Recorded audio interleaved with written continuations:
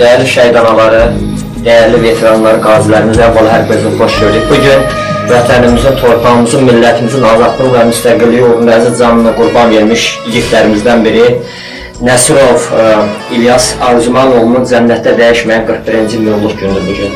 Cənnətdəki minulluq günü mübarək olsun, şəhidim, doğum günü mübarək olsun. Değerli analarımız, değerli qazilərimiz, bilirsiniz bugün vaxt qət edib sizin görüşünüzə gələn bizim vətənpərvər oğullarınız var. Əlbəttə ki, bizim borcumuzdur.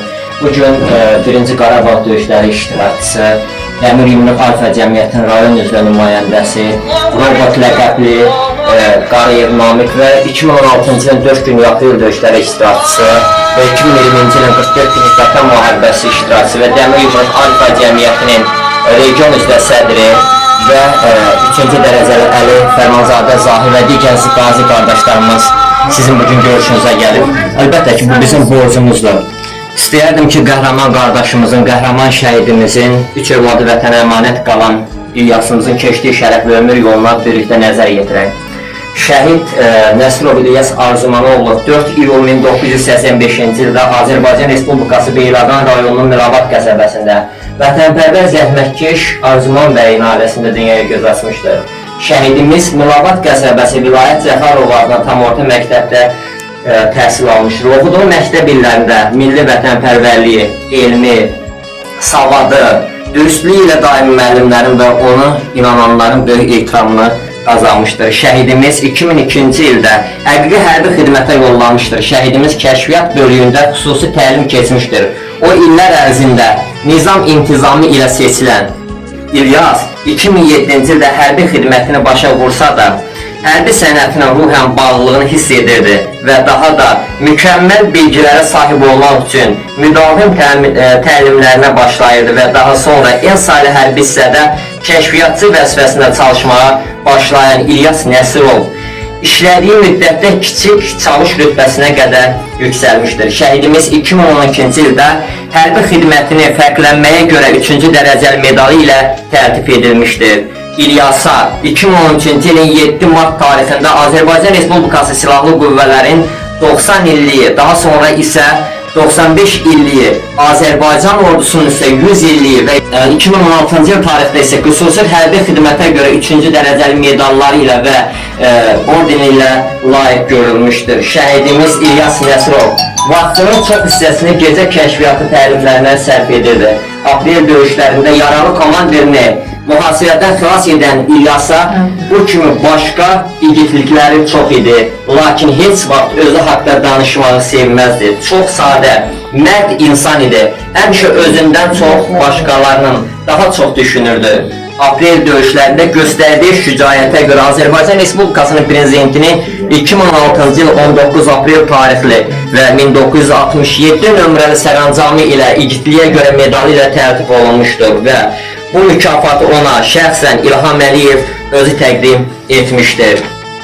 2020-ci ilin 27 sentyabr tarixində Ali Baş Komandanın rəhbərliyi altında Azərbaycan ordusunun erməni işğalı altında olan Qarabağın azad edilməsi üçün başlanmış 44 günlük 2-ci Qarabağ döyüşlərində də İlyas Nəsirov bir an belə geri çəkilmədi. O hər an, hər zaman peşəkar kəşfiyyatçı kimi öndə gedirdi. İlyas Cəbrayıldan başlayan Xankəndi, Şuşa istiqamətində gedən qızğın döyüşlərdə böyük qəhrəmanlıq göstərən İlyas 21 oktyabr 2020-ci il tarixdə Qubadlı rayonu və ətraf kəndləri uğrunda gedən ağır qızğın döyüşlərdə qəhrəmancasına döyüş meydanında şəhidlik zirvəsinə ucalmışdır. Şəhidimiz Milavat qəsəbəsi Şəhidlər Xiyabanında uğrunda canını fəda etdiyi vətən torpağına tapşırılmışdır. Şəhidimiz ailəlidir. 3 övladı uğrunda əziz canını qurban verdiyi vətənə əmanət qaldı. Şəhidimizə göstərdiyi fədakarlığa və qarşıda qoyulmuş vəzifə borcunu şərəflə yerinə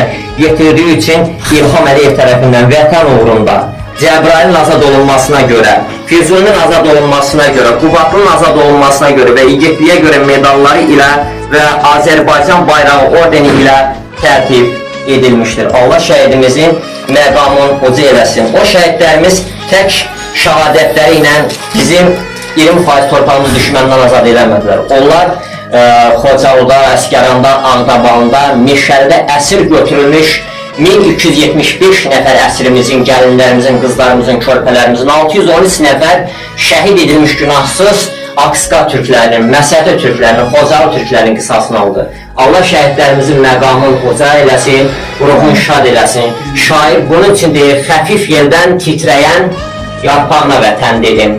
Xəfif yeldən titrəyən yarpağına vətən dedim. Yanıq, quru, göy kəklikli, boz qumruğu torpağına vətən dedim. Dağlarının köpük duman duvarına vətən dedim. Tarixinin uzağına, yaxınına vətən dedim. Vətən, vətən, gənclərinin nəğmə dodağına vətən dedim.